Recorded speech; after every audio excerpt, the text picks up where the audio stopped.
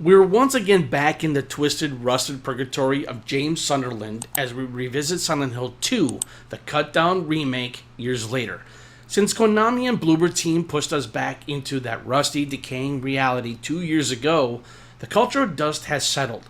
The thick and heavy pre-release skepticism that surrounded this title has cleared, leaving the warm, flickering glow of nostalgia in its place. With all that time having passed since release, what is the verdict on the Silent Hill 2 remake? Will it be considered one of the undisputed kings of psychological horror, or will it remain a highly polished nostalgic piece with a new engine? On one hand, the time has passed since launch has not changed many aspects of the original game. In fact, it may even continue to terrify players as it has since the game's launch. However, with this said, time has also proven to be generous to the remake. All the way back when the remake was first released, both the critics and consumers praised it for its graphic fidelity. This included the vibrating flashlight James uses to cut through the volumetric fog, the sickening sound of footsteps scraping linoleum, the expressions on James's face that changed just enough to be off. Thanks to the design decisions from Bloober Team, this makes the graphics still as relevant today as they were when the title was released. Because the design relies heavily on grime, rust, decay, and oppressive lighting, as opposed to highly realistic facial features, this allows the game to avoid the curse of the uncanny valley that seems to plague many modern titles. Today, stepping back into the Blue Creek apartments, the same sense of dread that so many of us felt during the original still exists. However, the real standout in the remake is its audio design. With spatial audio optimally configured to run on today's setups, the audio design of this game is quite frankly sadistically awesome.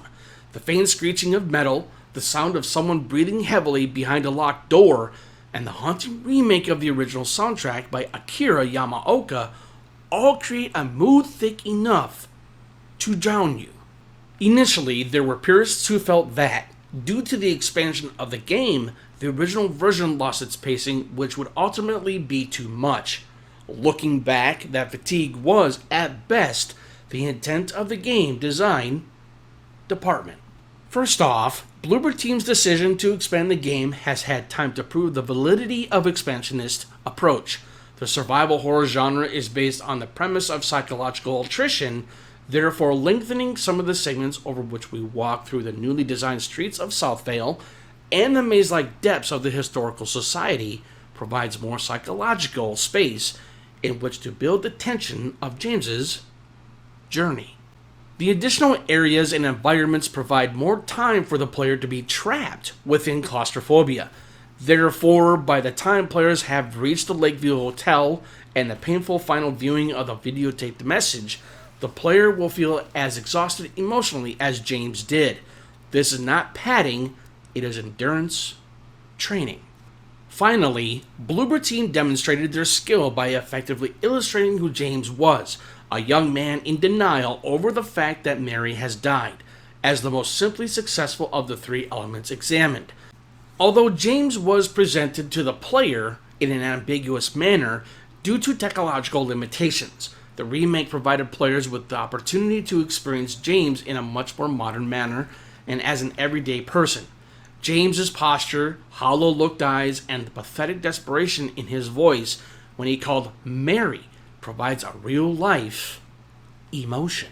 The previous two elements demonstrate how to successfully develop a well-rounded character who was not able to cope with the death of a loved one, yet his denial ultimately caused him to manifest horrendous nightmares in order to avoid facing the truth of his existence.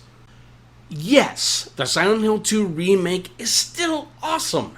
It has actually been able to take this game and show that there is a place and function for both new and old techniques and ingenuity. It has successfully taken the foundation of the original game and provided the reader with several ways to experience what made this title so special when it was first released. Another aspect worthy of mentioning is that this remake incorporates the fundamental essence of the original and is successful in creating something new by adding to the creation of new rooms in the haunted house. For newcomers to the franchise, this is the best way to experience one of the greatest stories in video gaming.